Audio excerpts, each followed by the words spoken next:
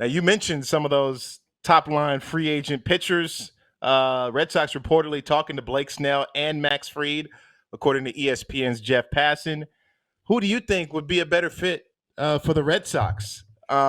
Max or Blake Snell? I know who I like, and we kind of talked about this previously before, and partly was because of what he did after coming back from the IL and certainly seemingly finding his quote unquote sea legs.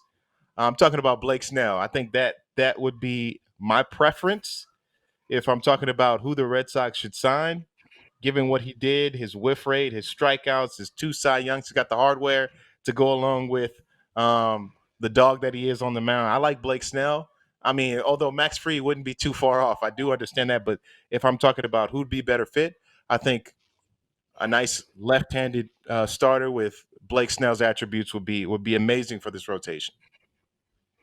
Yeah, I think who I think is more realistic, I probably would. Well, no, that wasn't the question. Who's the better fit? Does realistic fall into that category? No, it doesn't fall. You're right. I'm catting. I'm catting out. Hold on. I'm catting out responsibilities. No, I agree with you. I think Blake Snell would be a better fit, right? I think the whiff rate and Max Fried is amazing, but I think the Red Sox have been lacking that strikeout pitcher, and while Max Fried is, solid. I mean, stellar pitcher. He doesn't his go to necessarily isn't always a strikeout. So, but with Blake, you do get a little bit more walks at times, but again, he's shown himself to be able to get out of those jams and be able to limit damage. So I think I would have to go to Blake Snell as well. Yeah, and you know what? He did actually start to neutralize the walk rate in that second half of last year. I was looking it up. He minimized his walk rate from 4.95 in 2023 down to 3.36 walks per 9 innings. Obviously highlighted his improved control and consistency and his effectiveness last year and what he was able to do. And as I talked about, 14 starts since coming off the IL. He went 5-0, 1.23 earned run average with a 38.1% strikeout percentage.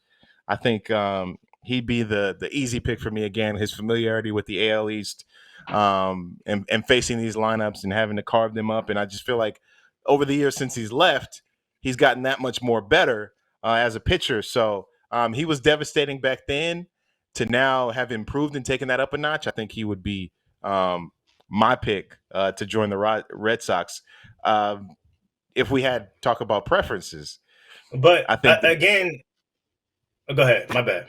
No, I was just saying that was better fit. But is there a chance that the Red Sox get both?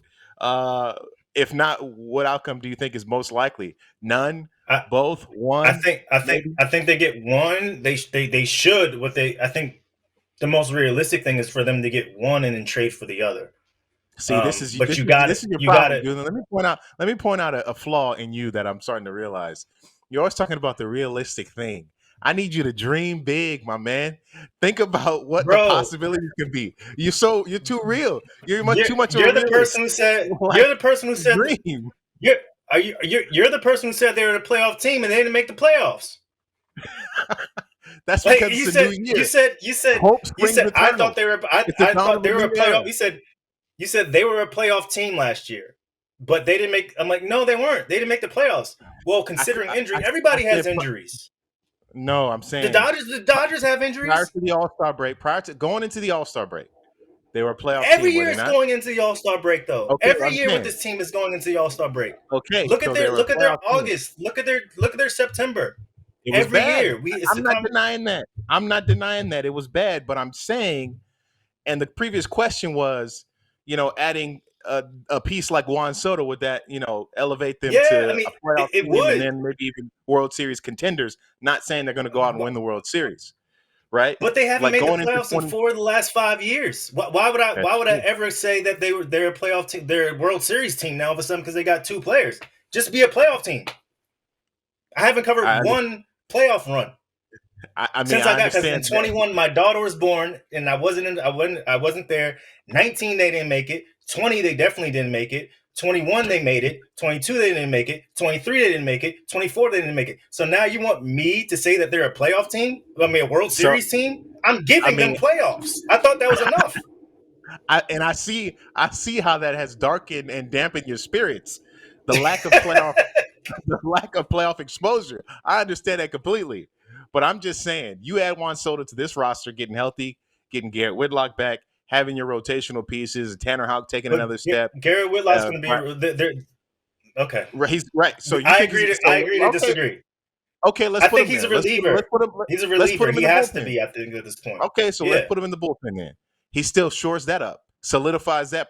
If he stays healthy, he solidifies that spot because of his abilities, right? He's already stepping into that role and going to be able to give you more than what you got last year, especially when you consider what happened in the second half of the season, how the bullpen completely collapsed. So that right there is a net positive towards getting back to the playoffs in my mind. So I'm just saying, again, you add Juan Soto, you add a Garrett Crochet, you add a Fried, or you add a Blake Snell, this team is now, in my mind, one of the top 5 teams in baseball. That's just me. What do you do about the bullpen? Because Jansen's gone. Okay, you get Hendricks back. What's he going to be? Chris Martin's gone. You don't know, but he probably gets the first crack at he probably gets the first crack at being your closer. You got Justin Slayton back there.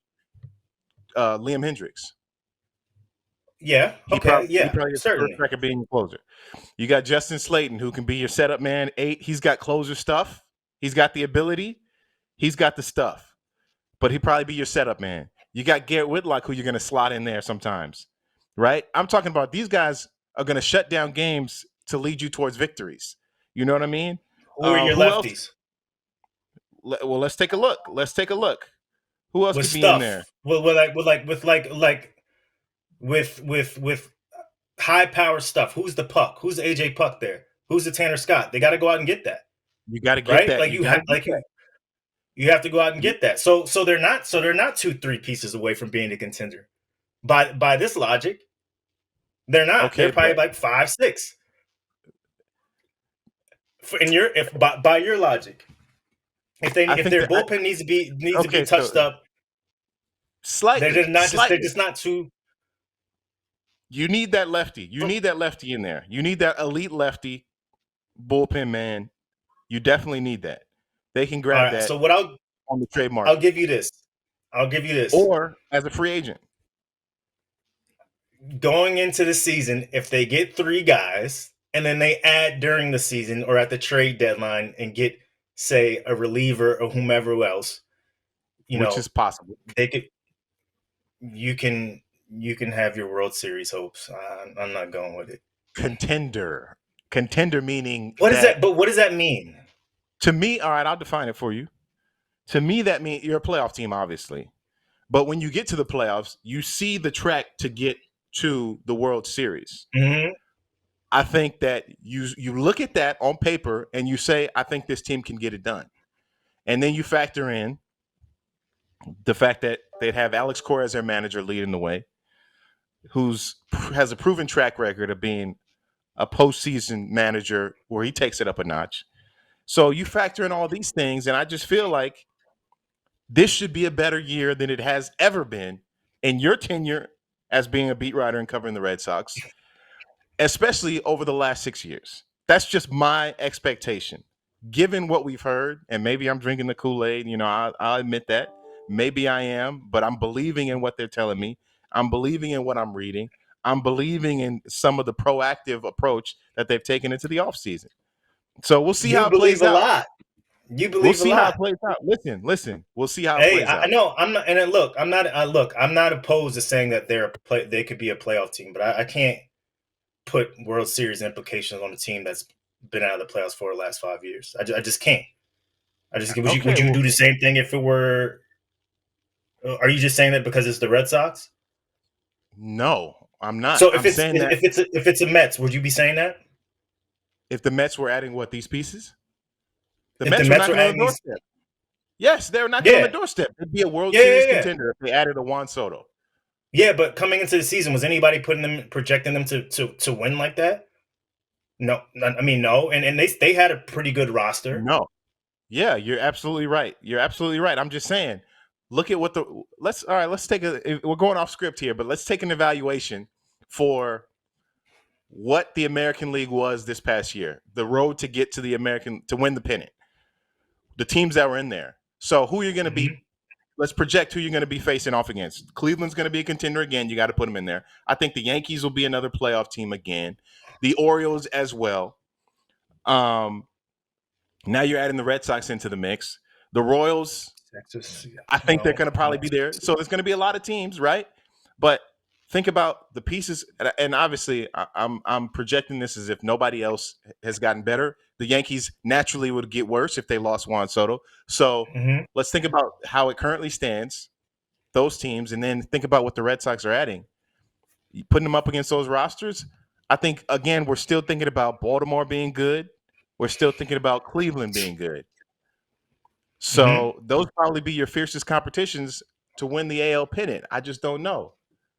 That's just Okay. my Well, so my maybe it's a competition thing, or like again, there's like I said earlier, I don't really think there's any dominant team necessarily in the American League like that per se, just right. based off what I saw this year. Which is another reason for me feeling optimistic about them adding and being able to get right to the top of the mountain right away. That's just me.